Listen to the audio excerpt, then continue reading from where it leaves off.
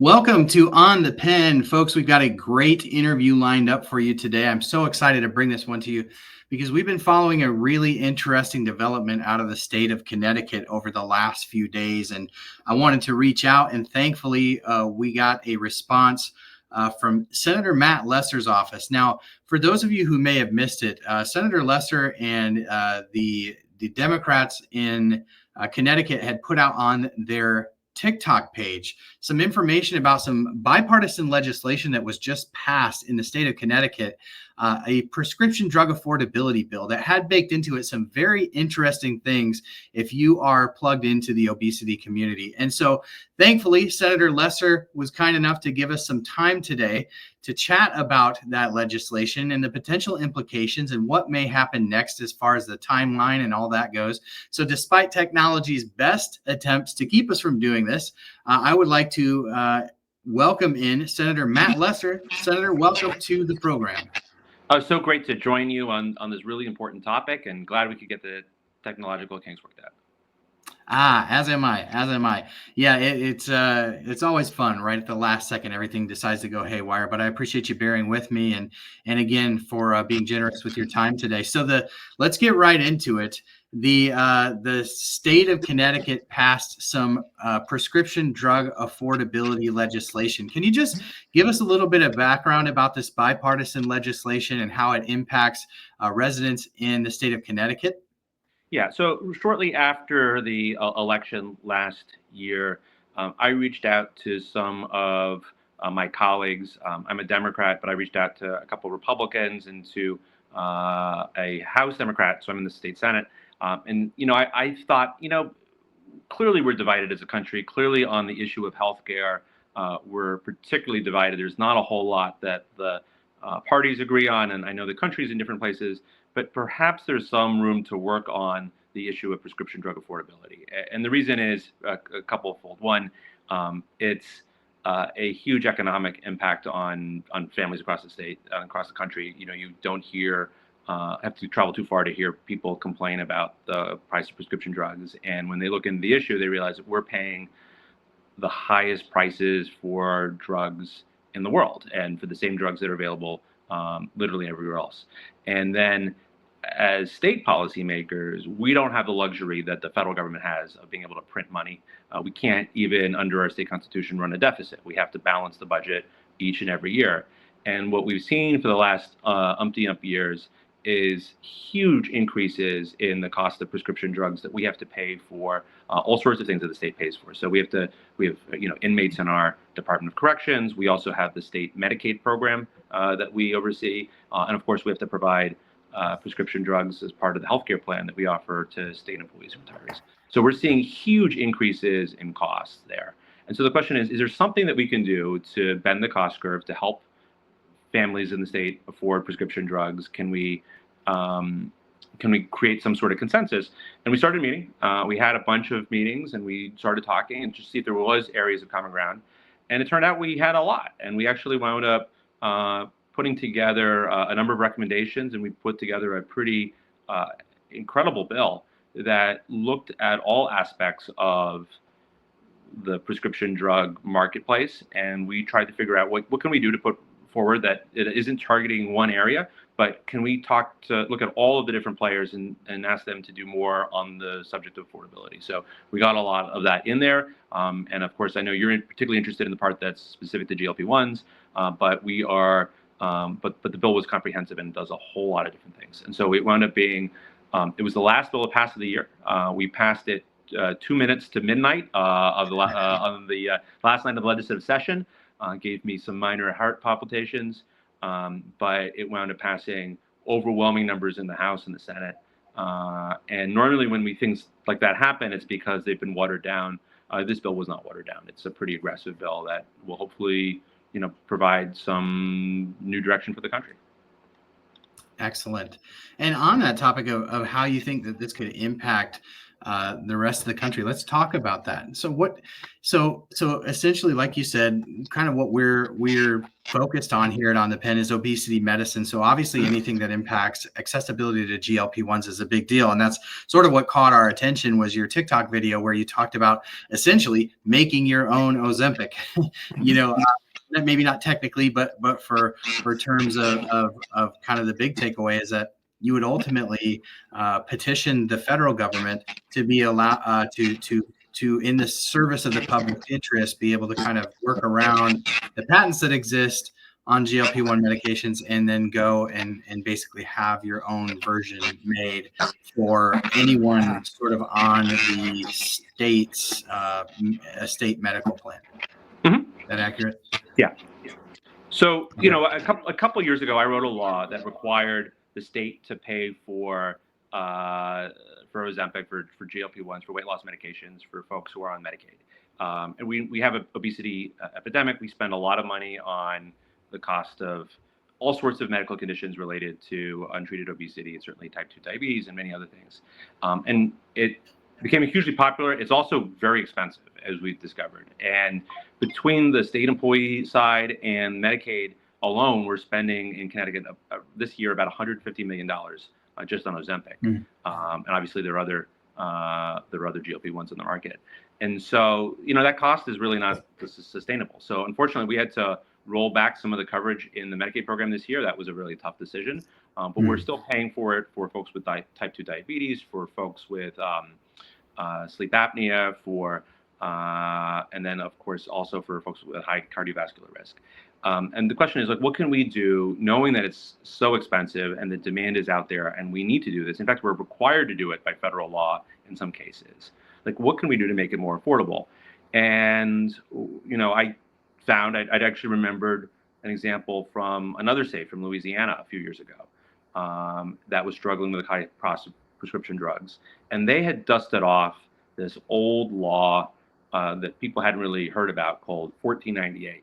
And what 1498 does is it says that when it's in the public interest, the federal government can set aside a patent. And the federal government has done that before. They've done that. They usually do it on defense issues, but they've done it on healthcare affordability times before. In fact, about 20 years ago, there was an anthrax scare. A guy threatened, we don't really know who did it, but somebody mailed anthrax to folks in Washington and other places. And the federal government tried to get Cipro, antibiotic for the public. And at the time, this German drug company wanted a huge amount of money for the drug. And the federal government said, no, it's in the public's interest to make this drug affordable. And so it threatened to use a 1498, and the drug company immediately came to the table. 10 years ago, Louisiana was having a similar problem. They were required by federal law to pay for hepatitis C treatments for prisoners in their correctional facilities. And they knew that the prisoners needed that treatment. This is a life-saving treatment, but the cost was unaffordable. And so they said, well, we're going to write to the federal government and we're going to ask for permission to create our own Hep C medications. And the drug companies said, that sounds terrible. And they came to the table and they negotiated a subscription model. It's called the Netflix model for paying for hepatitis C medications that brought the cost down so it became affordable. And so, when we're looking at Ozempic and other GLP-1s, these are miracle drugs. They are clearly, there are certainly health risks. They're not perfect, but they have changed many lives. They've saved lives, and they are potentially a huge public health victory. But there are an awful lot of folks who can't afford them, and states like Connecticut certainly can't. We can't pay, it's $150 million this year, but it was projected to be $500 million in a few years. And that cost is just not sustainable.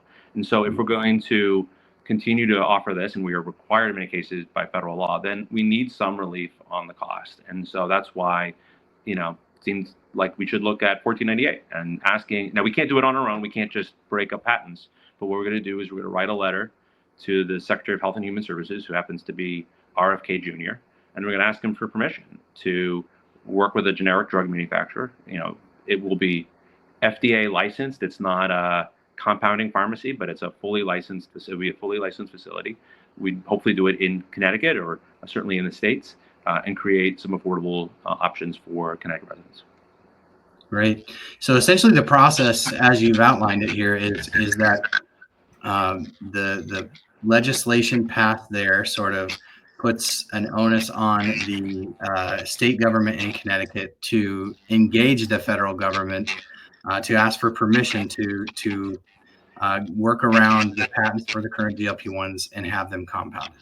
That correct? Yeah, we have them manufactured. Yeah, we would go to, and we would work with we would identify a manufacturer and we'd work with them, and we would get permission to produce it there. Excellent. So I'm curious for those, including myself, who have the question of, if the government allows something like this to happen, what's to say that it doesn't happen with other medications for chronic diseases? And how do you think that that ultimately affects or does not affect innovation for the future treatment of chronic diseases in this country? That's a great question. And I know that we need to have rates of return. Certainly, if you want innovation from the private sector, you certainly need to have the opportunity to have a rate of return and a reward. And the question, though, is there a way to do that in a way that doesn't leave American taxpayers and American customers paying far more than everyone else? And is there a way to do that, especially, there's a related law, it's called Bayh-Dole, that's very similar to 1498. And it's really about taxpayer-funded research. And the reason that's so important is because the vast majority of biomedical research in the world, certainly new drugs that are developed, is done because of research paid for by the American taxpayer. That happens in this country, and that happens because of American taxpayers, and that's wonderful. And we are so thrilled and so lucky to have biotech companies and others bringing drugs to market and bringing new cures, and the whole world is the better because those new drugs are developed in the United States. But we have to figure out a way to do it in a way that that the American public can afford. And the question is, particularly for states like Connecticut, is there a way for, when we are required to pay for something by the feds, is there a way for us to do it in a way that doesn't break the bank? 1498 is the best thing that I see that's a tool that's in the toolkit, but there may be other ways to address that. And so, I would leave it to others probably in the federal level to sort of think about, is there a way for us to restructure biotechnology innovation in a way that is more fair to the American people and doesn't lead to all of these weird, perverse incentives that we have where, people come up with all sorts of schemes to keep their drug without competition. They can extend patents or delay competition for a long period of time. In many cases, that hurts innovation. It doesn't help it. So, the question is, the drug approval process, I think, is largely broken, and we can't fix that on the state level. But we do know that we're downstream and we're absorbing the after effects when the cost is too high. It's hard to talk about the bloated and convoluted system in our country without talking about PBMs, pharmacy benefit managers. Yeah. And here in the state of Iowa, where I live, we actually just passed some really meaningful bipartisan PBM reform. Are you guys looking at anything in terms of PBM reform in your state? Yeah, absolutely. So the same bill had a couple of big pieces related to several pieces related to PBMs. One, we are requiring that they act in the best interests of their customer, which seems obvious to me. But imagine that. Yeah, who would have thunk? And then we're also requiring that they offer at least one plan that offers. So PBMs work by collecting rebates from the drug manufacturers, and so what we're saying is that at least one of the plans that they offer to employers, they should provide a full pass-through pricing where they just promise to give that whole rebate to the employer so that you benefit when there's when that rebate happens. So you don't have just the money going in all directions and benefiting the PBM. We think that people will opt into that when that's made available, and then they would be paid with a straight fee, and it wouldn't be based on that. They wouldn't be pocketing the rebate. And then the last thing that we asked them to do, and I think is really important, we've seen a lot of consolidation, and we've seen it in Connecticut. Connecticut's a big hub of the insurance industry.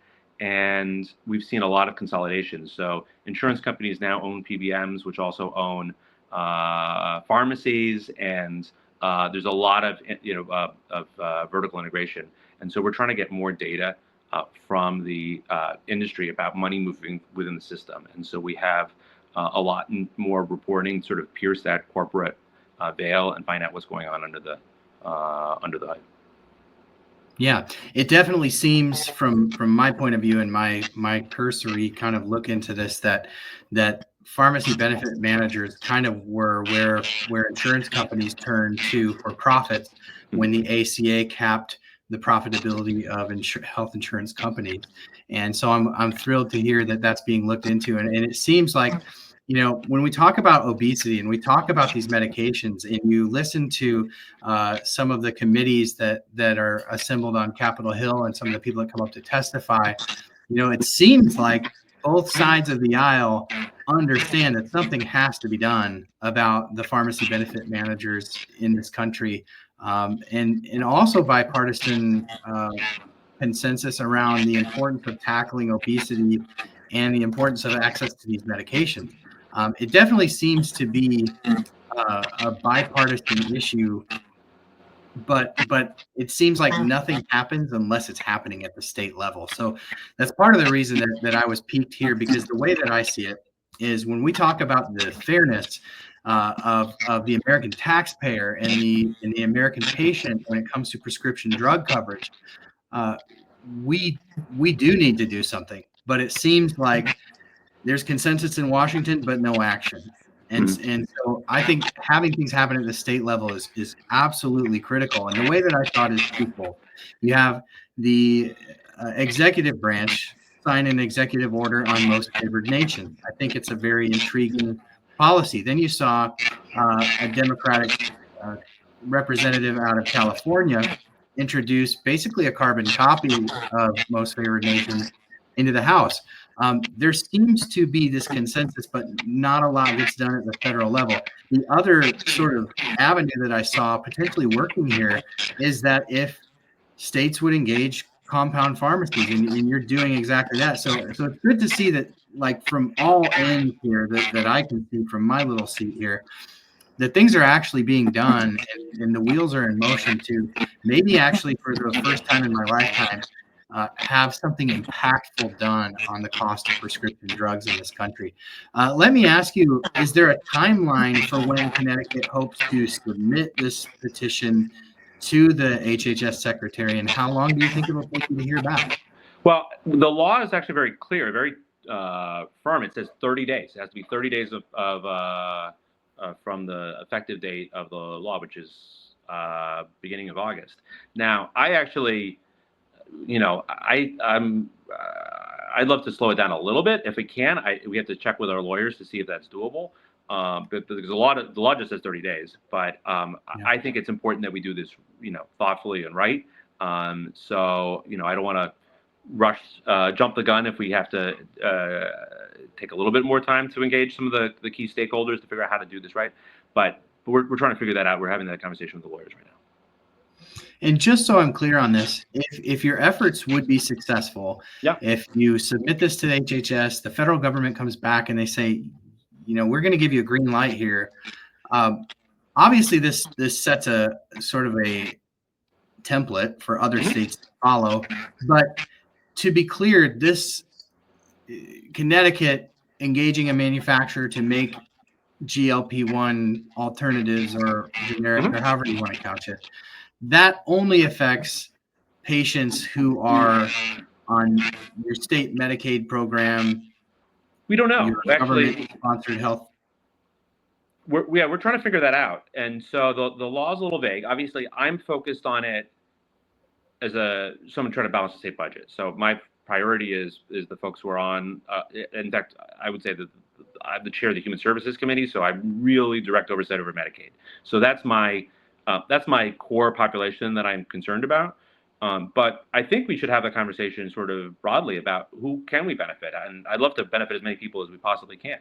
So, those are conversations, again, we have to have with lawyers, with stakeholders to figure out just how wide this is, because obviously if you're just making a drug for a small population, that's going to be more expensive. And the more, like anything else, you get economies of scale. So if you're making it for a larger population, the cost of the drug will come down, and that's good for everyone. But we have to sort of think thoughtfully about what that looks like, and what the political environment is, what the economics are, so it can be sustainable. Do you have any sort of sense from the federal government? Obviously, this has to be on their radar that you pass this legislation. Do you have any sort of sense as to how this might be received by the administration? I don't. And I have had conversations with the Trump administration, and I'm a big Democrat. I'm a critic of Trump on 1,000 things, but on the issue of drug affordability, they have been really interested in some of the state level efforts that we've been working on, and I think that's great.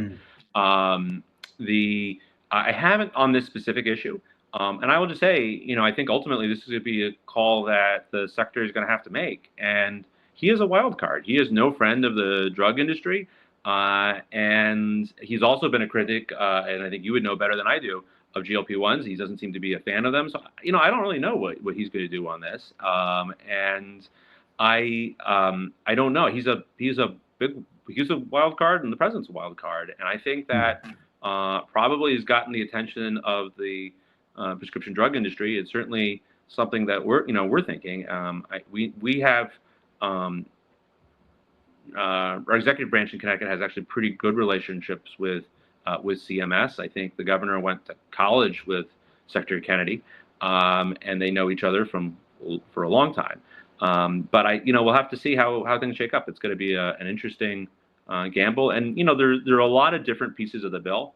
So if this works, then that'll be wonderful. And if it doesn't work, we have a lot of other things we're going to keep trying until we get this thing right and we figure out how to bring down the cost of prescription drugs. Yes.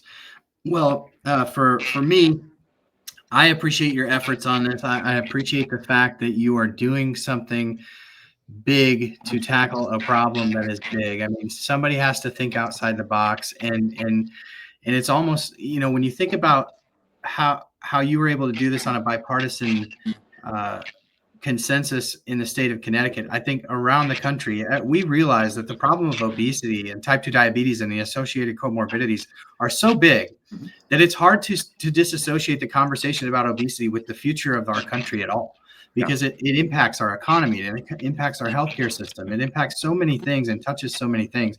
We have to get serious about having a whole of government approach to how we're going to fight this. And never in my lifetime has there been an effective treatment for obesity outside of surgery, something that could be so accessible to people, something that's so simple to manufacture. I love that you've approached this from the greater public good standpoint. I love that this could potentially set up a template for other states to follow. And I just love that you're doing something extreme, because I think that this whether it lands there or it lands somewhere in the middle, we have got to take this seriously on a national level if we're going to take seriously the future of our country. And I just love that you're doing this, and I love the fact that you are engaged in this conversation. And obviously, it kind of was forced upon you because of the sheer magnitude of the problem of the cost of these drugs. But I love that you're thinking outside of the box, and that you have been willing to sort of assemble a coalition here. What you're doing there is amazing. How, Senator Lesser, can people follow you and get more information as this thing progresses? Do you plan to do updates on your social media accounts? Yeah. All of this. I will definitely be updating folks on social media. You can follow me on TikTok or Twitter or Instagram. Those are all the platforms. And we're going to be things are going to be developing fast this summer, and we're going to see what partnerships we can develop with the administration to figure out how to address this issue, because it is so important. We cannot balance the state budget unless we fix this issue. We've got enough other challenges, and this is just one more pressure that we just can't afford. So we have to figure out how are we going to do this, and if we can pass on the savings to everyone, then that's a template for the rest of the country. Agreed. To the extent that On the Pen can be helpful to you and a resource to you, we have an open invitation for you to come back anytime, share as this progresses, and to the extent that we can be helpful, we'd love to offer that as well. I appreciate what you're doing to push the conversation forward about obesity, access to obesity care. Again, whether this is the right route or not, what this is doing is it's forcing into the national conversation the topic of the cost of prescription drugs, which, as you and I both know, goes far beyond the borders of obesity medicine and GLP-1, right? This impacts every single American. It's forcing a conversation, and what you're doing there in the state of Connecticut is pushing that into the national conversation. So kudos to what you're doing, and I look forward to catching up with you as this progresses. Wonderful. Thanks so much for having me on. Yes, thank you for being generous with your time. I appreciate it.